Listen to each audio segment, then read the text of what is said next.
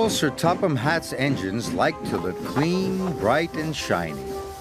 They loved being washed down and having their brass polished until it gleams. James was in the workshop being repainted. He was beside himself with joy.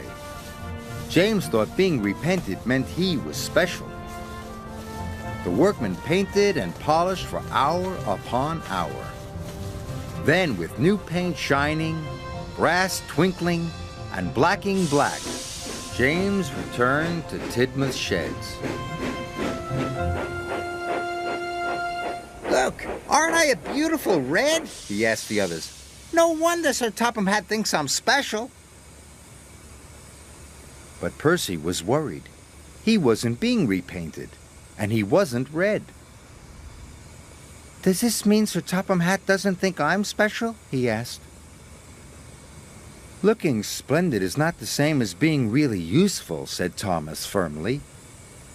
But best of all is being really useful and looking splendid, like me, said James cheerfully. Before Thomas could say anything else, James closed his eyes and fell happily asleep. The next morning, all the engines were very busy. Percy was working at the coal plant.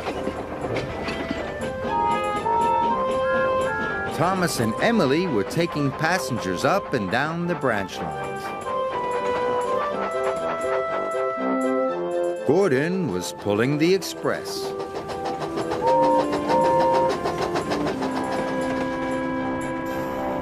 Sir Topham Hatt came to see James.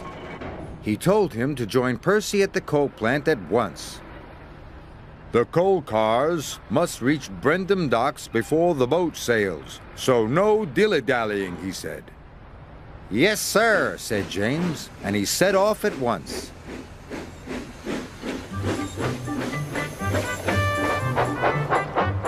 But James didn't go straight to the coal plant. He decided to go by the canal instead. Then he could see himself in the water for yard after yard after yard. Magnificent, he puffed. James had forgotten what Sir Topham Hatt had said. At the coal yard, Percy was working as hard as he could, but he was falling behind. The line of coal cars was getting longer and longer, and the yard manager was getting crosser and crosser.